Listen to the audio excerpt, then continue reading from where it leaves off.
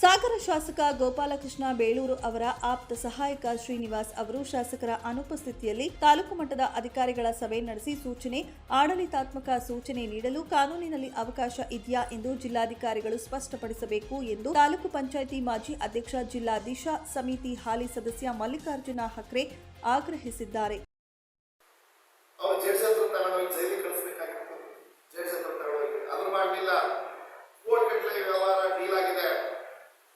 ಅಲ್ಲಿಂದ ವಿದೇಶದಲ್ಲಿರೋ ಶಾಸಕರಿಗೆ ಫೋನ್ ಸಂಪರ್ಕ ಮಾಡಿದ್ದಾರೆ. ಕಾರ್ಯಕರ್ತರಿಗೆ ವಿದೇಶದಲ್ಲಿರೋ ಕಾರ್ಯಕರ್ತ ಸಿಗ್ತಾ ಇಲ್ಲ, ಮತದಾರರಿಗೆ ಸಿಗ್ತಾ ಇಲ್ಲ. ಆದ್ರೆ ವಿದೇಶದಲ್ಲಿರೋ ಇವತ್ತು ಪೊಲೀಸ್ ಕಸ್ಟಡಿಯಲ್ಲಿ ಇದ್ದಂಥವರು ವಿದೇಶದಲ್ಲಿರೋ ಶಾಸಕರನ್ನ ಸಂಪರ್ಕ ಮಾಡಿ ಹೇಳ್ತಿದ್ದಾರೆ, ನನಗೆ ಗೊತ್ತಿಲ್ಲ, ಕೋಟಿ ಗಟ್ಟಲೆ ಡೀಲ್ ಆಯ್ತು. ಯಾಕಂದ್ರೆ ಹಣ ಇದೆ, ದುಡ್ಡಿದೆ, ಅಕ್ರಮವಾಗಿ ಭೂಮಂಜೂರಾತಿ ಮಾಡಿಕೊಂಡು ಲೇಔಟ್ ಮಾಡಿಕೊಂಡು ಹಣ ಇದೆ. ಅದನ್ನ ಇವತ್ತು ಅವರು ಬಿಡುಗಡೆ ಮಾಡಿ ಕಳಿಸಿದ್ದಾರೆ. ಜಾಮೀನು ತಗೊಂಡು ಜಾಮೀನು ಸಿಗಲಿ ರಕ್ಷಣೆ ಕೊಟ್ಟಿಲ್ಲ ಪೊಲೀಸರು. ಇತಿಹಾಸದಲ್ಲೆಲ್ಲ ಕೊಲೆಗಡಕರನ್ನ ಅವರೇ ಎಫ್ಐಆರ್ ಹಾಕಿದ್ದಾರೆ. ಪತ್ರಿಕಾ ಭವನದಲ್ಲಿ ಸುದ್ದಿಗೋಷ್ಠಿಯಲ್ಲಿ ಮಾತನಾಡಿದ ಅವರು ತಾಲೂಕು ಮಟ್ಟದ ಅಧಿಕಾರಿಗಳ ಸಭೆ ನಡೆಸಲು ಶಾಸಕರ ಆಪ್ತ ಸಹಾಯಕನಿಗೆ ಅಧಿಕಾರ ಕೊಟ್ಟವರು ಯಾರು ಎಂದು ಪ್ರಶ್ನಿಸಿದರು. ಶಾಸಕರ ಅಕ್ಕನ ಮಗ ಎಂದು ಶಾಸಕರು ಹೇಳಿದ್ದಾರೆಂದು ಸಭೆ ಕರೆಯುವ ಅಧಿಕಾರ ಬರುತ್ತದೆಯಾ?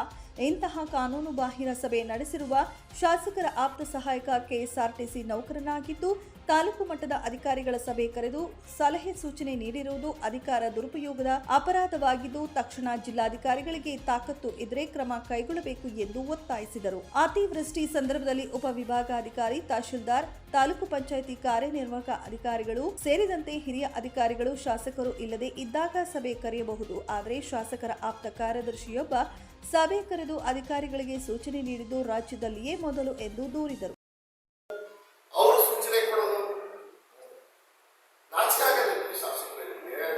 ಸಂಬಂಧಿಕ ಆದ್ರೆ ಏನ್ ಬೇಕಾದ್ರೂ ಮಾಡ್ಬೋದಾ? ನಿಮ್ಮ ಅಕ್ಕನ ಮಗ ಆದ್ರೆ ಇದನ್ನೆಲ್ಲ ಮಾಡಕ್ ಕಾನೂನು ಬಾಹಿರವಾಗಿ ನಡ್ಕೋಬೋದಾ?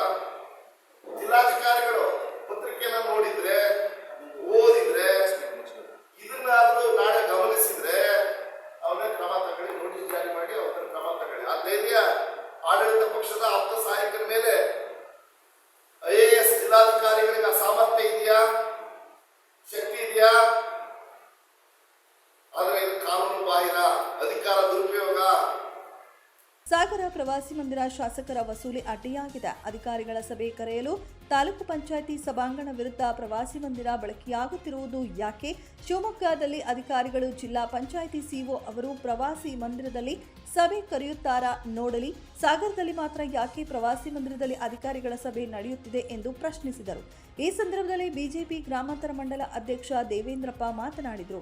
ಬಿಜೆಪಿ ಪ್ರಮುಖರಾದ ರಮೇಶ್ ಹಾರೆಕೊಪ್ಪ, ಗಿರೀಶ್ ಗೌಳಿ, ಗುಳೆಹಳ್ಳಿ, ನಾಗರಾಜ್ ಮಜ್ಜಿಗೆರೆ, ಅರುಣ ಪೂಜಾರಿ, ಸೂರಜ್, ಮಹೇಶ್, ರಾಮನಗದ್ದೆ ಹಾಜರಿದ್ದರು. ರವಿ, 9 ಲೈವ್ ನ್ಯೂಸ್, ಸಾಗರ.